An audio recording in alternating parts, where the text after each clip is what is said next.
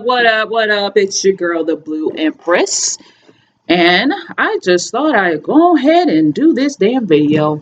Because, yeah, I will not be here to make a video next week because me and the fam are taking a trip to Chicago because I am going to see Luke James himself in concert. So I've never ever been to a concert before, so this will be my very, very first one. And everyone's is telling me that I'm going to love it. It's going to be fun. It's going to be a great experience. So I'm going to take their word for it. Okay. Because I don't think I would actually set myself up to go to an awful concert and not expect to have fun. Whatever. So yeah. But dude, I am so geeked up, not just to see Luke James, but the fact that it is in Chicago. I haven't been to Chicago in a minute. Obviously, there's been some shit going on out there, and it's not just the whole R. Kelly thing. Like, shit's been going on out there way before this whole fucking R. Kelly situation even popped up. So, yeah, it's been fucking crazy in the biblical sense. So, yeah, I'm gonna go out there, have fun with my fam, and we're just gonna have a nice little ball. Give me some souvenirs like I always do. Forever today, I get souvenirs when I go to Chicago. But dude, it's gonna be some fun. I know that there's just been times when I have went to Chicago with my man and my kids. We've always had a ball. I think the last time we actually been out there, I don't know if it's been like a year or two, maybe even 3, but it's been a very long time since we've actually been out there. For the, we couldn't afford it. We don't have the funds. So the only time we actually were able to afford to go to Chicago is when we filed our tax return. So, because we know that we have the money right then and there to go and we can have a ball. I do remember one time that when my tax return came, we were able to go out there twice. So the first time we went, was with him, with my man, whatever. And then something good happened with me, and I wound up getting some money, and we wound up going out there a second time around. So that was fun. I actually did I did an episode in Chicago. So if you guys want to see that, please go to my videos and it will be under there. Before I called this Blues World, it was originally called Share My World, but I've adapted to the whole blue thing and the nickname and the Blue Empress. So I just changed my web show to Blues World. So I was thinking of changing the name anyway, and that was like the first thing that popped in my head. It's simple, and I left it alone at that. But it's under Share My World.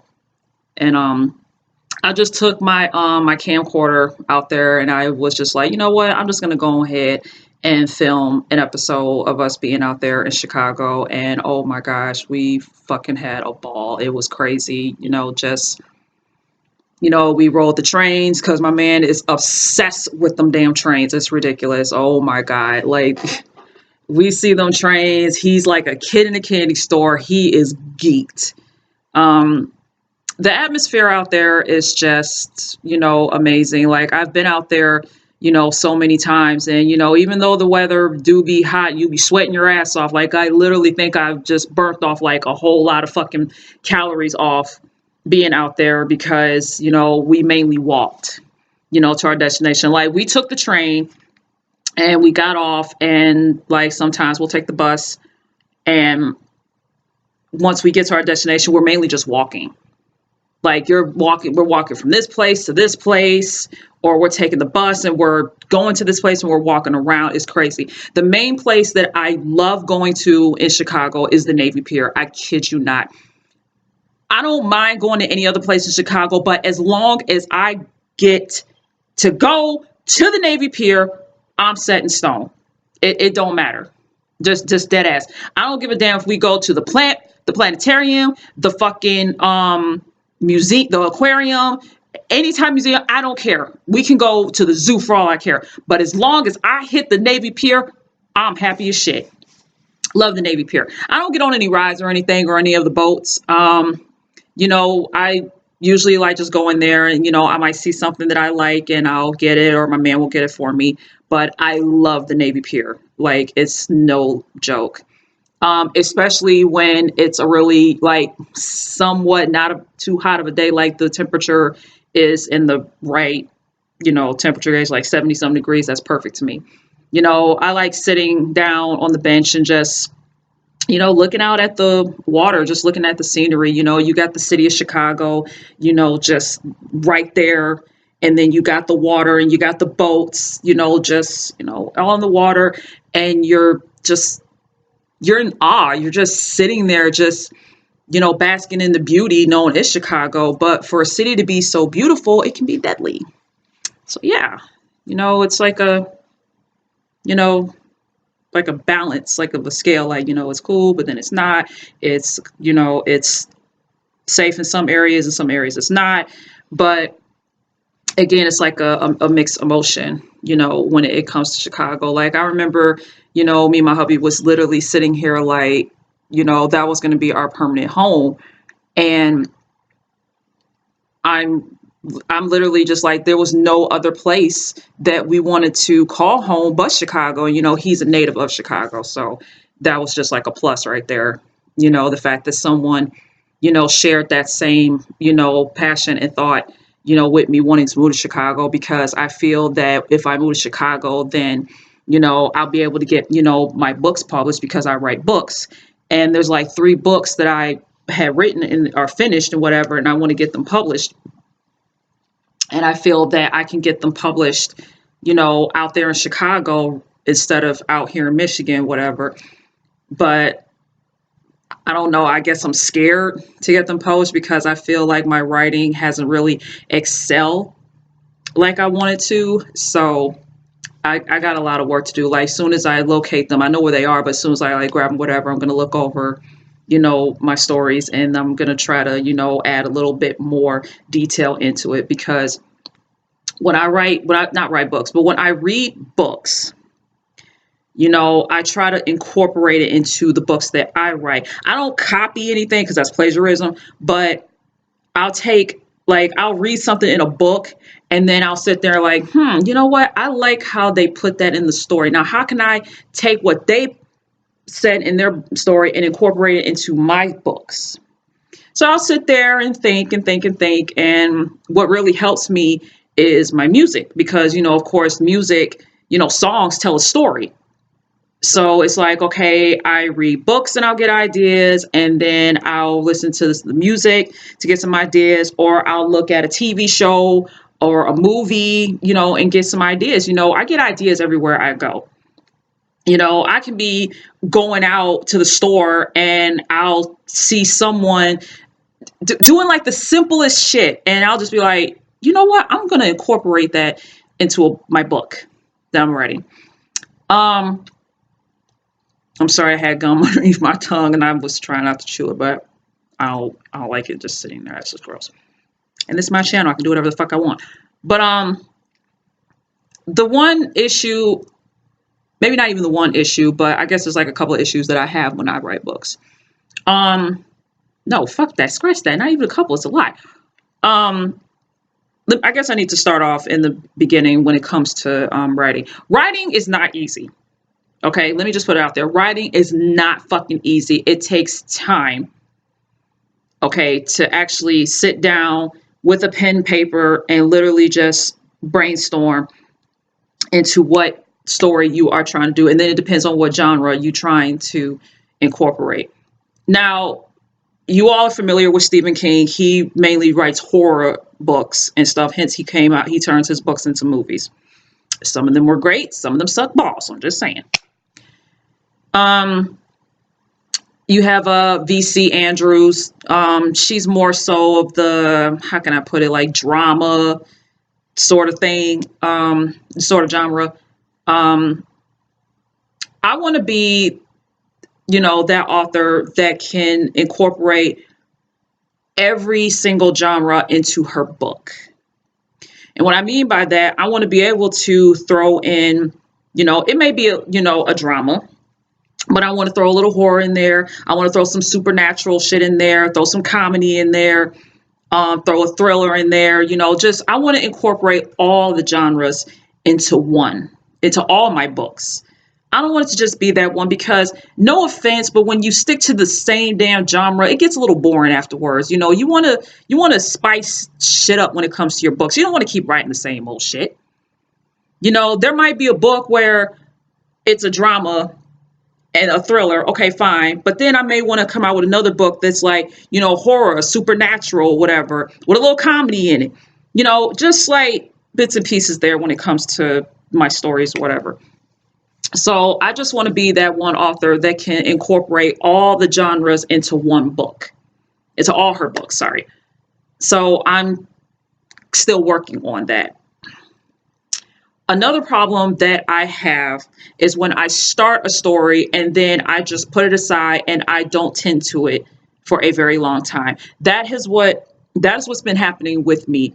I literally would write something and then I will put it aside and I don't take it back out because I'm dealing with school, I'm dealing with my job, I'm dealing with my kids, I'm dealing with my man and his job, and whatever other outside shit comes my way, I'm dealing with it. And it's just nerve-wracking that I can never find the time to actually sit down and fucking write something. I can obviously, you see, I go get my nails done. I always find time to do that because I feel so fucking beautiful when my fucking nails are done. All pretty. Might change that color though. But anyway, I'm thinking of something darker. But anywho, I like to write. I love to write. Sorry. Love to write. But it's all the matter of me finding the time to actually sit down and write a good book. Like, for example, I started writing up a book called Alter, and me and my boy T was supposed to be, continuing on it. And every time we make plans to do that, something in my life pops up, something in his life pops up, and we're not able to actually, get together and sit down and actually do it. And then forever in a day, I always have a new idea for a new book. And it's like, well, how am I coming up with all these ideas for a new book? And I haven't even finished the one that I just started writing on. So my brain is just like all over the place. It's like warp speed. It's turbocharged. It's like, what the fuck? Like, I need to focus on just one story, not multiples, one at a time, just one. Once I finish that one, then I can go ahead and jump over to the next. So I stopped writing like the chapter books, whatever, and then I went to writing, erotic short stories. I have a bunch of those too. It's just all of a sudden I stopped. And I'm thinking, okay, I need to get back to doing those because at least I know, what to do. It doesn't really take that much to write a short erotic story for me because, hell, sex sells, and I get my ideas everywhere I go. So what's up? So I need to get back to my talent. I need to get back to the source here because I love to write. I love music. I love, I'm a very creative person. That's just how it goes. I'm a very creative person. But even when I was in Chicago, I always was able to just write something down and just run with it because when I'm in Chicago, I can, pinpoint where something is and put it in my story. So when I say, Jacqueline went to a Dunkin' Donuts on State Street, not too far from State Lake, whatever, the city hall, whatnot, I can incorporate that. And then I know that when my readers read it, they'll be like, oh shit, I know where that's located at. Oh my gosh, something like that. And then I'm like thinking to myself, why didn't I write a story that took place out here? Because I don't fucking feel like it. But it's so easy because you know where things are. I don't give a fuck. Fuck Michigan. Unfortunately, I'll be here for the rest of my life. Anyway, besides the points. So I like to write. And when I go to different places, I gather ideas, I absorb those ideas, and I want to put it into a story.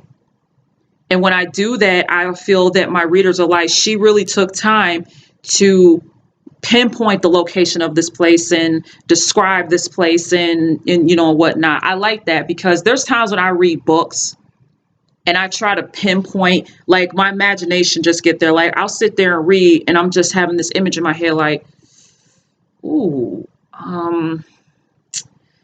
that area you're describing sounds like it is very isolated because you're saying that you're this far away from the city and you live out here by the woods. I'm like, so y'all pretty much live in an isolated area. So if some shit went down, it's going to probably take about a good 30, 40, 50 minutes for the cops to come to your house. And by the time they get there, your ass is dead. Yeah, that's not good. That's not good. Not good at all. I just think of that. I could be way off of the location because I never been to this place. I never been to this city. I never been to this state. So how would I know? I'm just imagining it. I can be completely wrong. But when it comes to our imagination, we let it run away with us. Ain't that from the Temptations? Just my imagination running away with me. Yeah, that's definitely a true statement. That's true. See, songs are life. Music is life, sorry. So I need to get back to my passion because I used to write my ass off. I used to go to my relative's house, get on their computer and just type up whatever ideas came to mind. You couldn't stop me. My cousin Jennifer, may she continue to rest in peace. She used to love reading my stories. Like every time she saw me, she encouraged me to keep writing. Sorry, somebody was calling me. So I love that encouragement, for people, to encourage me to keep writing and, whatnot.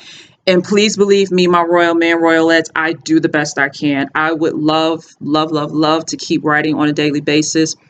And it's just, I need to find the time to do that. I mean, if I have to go, to a cafe or to a library or somewhere just to make that happen, I will. I mean, it's me that's stopping me from, my dream and wanting to be an author.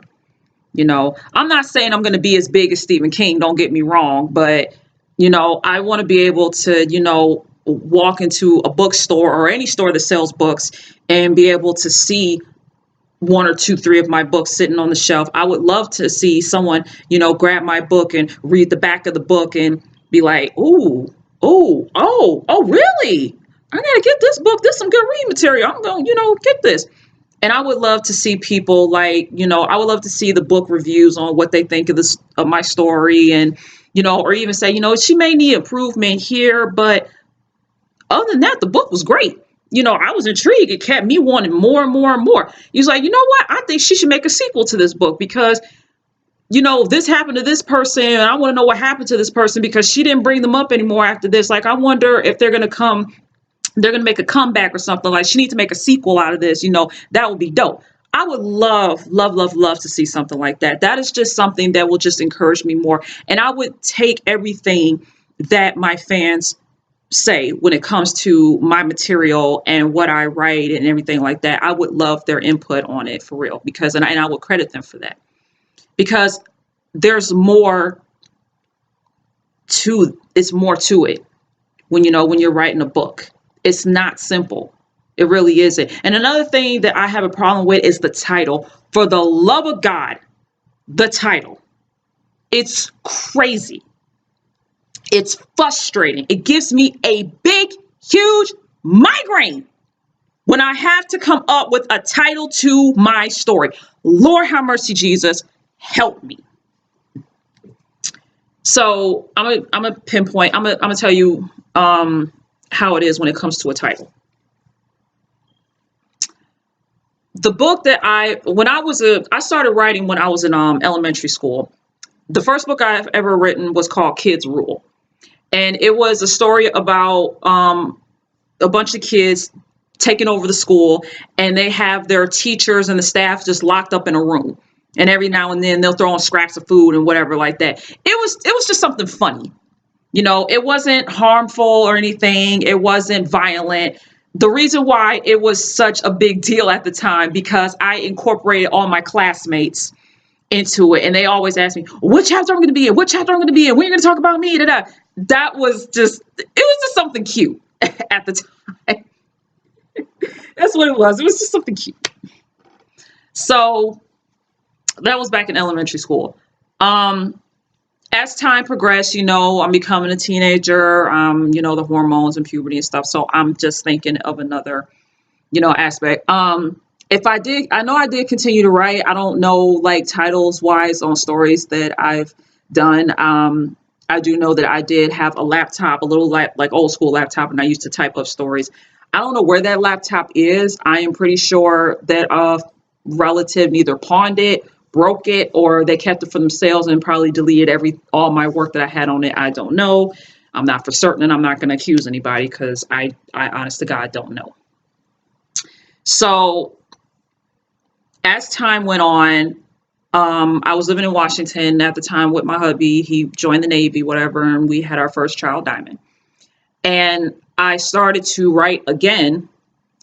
And this one was about a girl who was newly engaged, who basically not newly engaged, she was engaged. And her and her fiance wound up getting into a really bad car accident. And the fiance, walked away from it with, a couple of bumps, scratches, and bruises. But the girl wound up having a brain injury and whatnot, to the point where she lost her memory and she doesn't remember her fiance, but she thinks that she's engaged to her fiance's brother, and she used to date the brother once upon a time. But something had went down to where she wound up with the brother. It's just crazy. So as I'm writing, I'm trying to figure out, okay, all this is going on, but what can I call this story? So I'm literally sitting over here listening to songs. I'm looking at TV shows, because it's like, okay, well, I can't take this title because this is specifically their title, and that's copyrights and that's plagiarism. I can't use that title. I got to whip it around. I got to change it. I got to add something to it, or, take something out, whatever. So I wind up coming up with the title, What Matters the Most. Sorry, I got to take this gum out. So yeah, I came up with the title, What Matters the Most. And the reason I came up with that title, how that came about, because as you're reading the book, it's more so of like, what matters the most to you in your life? What matters to you? Is it your happiness? Things like that. Is it your job? Is it, you lying? Is it you being deceitful, betraying people that you supposedly love? What matters to you? What matters the most to you is how that came about. So I was like, I'm just going to leave the title the way it is, What Matters the Most. And then after I got done, finished writing it, and I went back and I read it again, I was like, okay, perfect title. I'm going to leave it alone. I'm not going to change the title, nothing. I'm going to leave it just the way it is. So I left that alone. And then I did another book, and this one was called Broken Glass. And the story, the plot of this story was a mother was raped and murdered, and she left behind daughters who were trying to figure out, well, who killed her, and all this other mess. And what popped out was that 2 of them were her biological daughters. The other 4 were her adopted daughters. And I called them Grace, Promise, Hope, Charity, Faith, and Angel. And then later on, Angel adopts another little girl, which she didn't have a name. So they named her Miracle. So it was the names that stuck out to my hubby and whoever else looked at it and was like, oh my God, like, these are some cool names. And I put a little spice on it when I gave them different ethnicities. So you had Grace, because the mother was Mexican. So Grace was Mexican American. Promise was, I guess, like half Mexican, half Iranian. You had Charity, who was, if I'm not mistaken here, was Korean and black. You had Hope, that was just, Caucasian. You had Faith, who was half Japanese, half Chinese, and I got that idea from Kill Bill, from Oren Ishii, from, yeah, the half Japanese, half Chinese. You had Angel, who was African American, then you had Miracle, who was also African American. So I gave them different ethnicities rather than just the ordinary, just simply, I'm just an all American girl. I gave them different ethnicities. And they're all just going through the motions with their mother being gone, life insurance. You have people just coming at them left, right, and sideways. You have new relationships. You have secrets that were hidden that are being exposed. It was just a lot going on. And it just felt like they were just breaking down the barriers and breaking down everything. So I was just like, I'm going to call this Broken Glass. And once again, after I got done reading it, after I got done writing it, I went back and read it again. I was like, I did it again. Perfect title for this book. But then when I went to the ending and I read it, I was like, you know what? I'm going to make a sequel out of this. So that's when I came out with Broken Glass Part 2. Well, I didn't say Part 2. It was just Broken Glass 2. And everybody, all the sisters survived and whatnot. So once again, in Broken Glass 2, it's the girls have moved on from, their mother passing away. Miracle now lives with Angel. All the sisters have pretty much just went their separate ways. So now it was mainly about Faith, who's the half Japanese, half Chinese girl, and her relationship, because, at this point she's pregnant and she's married now. And now Angel is now the love interest of her sister's husband. Basically her sister's husband has a brother, and he's came out of the woodwork, and there's some tension going on between him and his brother. So it was a lot of chaos in Broken Glass 2. So again, it was like, okay, perfect title for all the books that I came out with. And then I just read it, I liked it, and I put it up and left it alone. So those are the 3 stories that I have written, and I have them put up.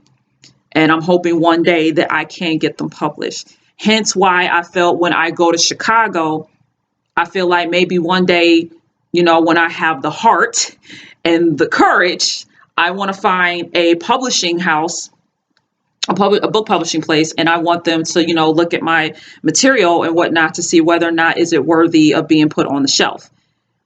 Again, I don't feel that my writing material is up to par.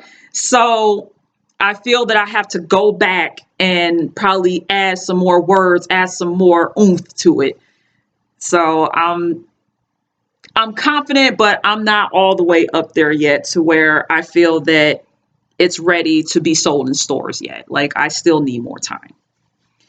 So, I mean, that's what I'm saying. When you go to different places, you absorb the culture, the atmosphere, the views, everything, and you can incorporate that into your life and into your stories.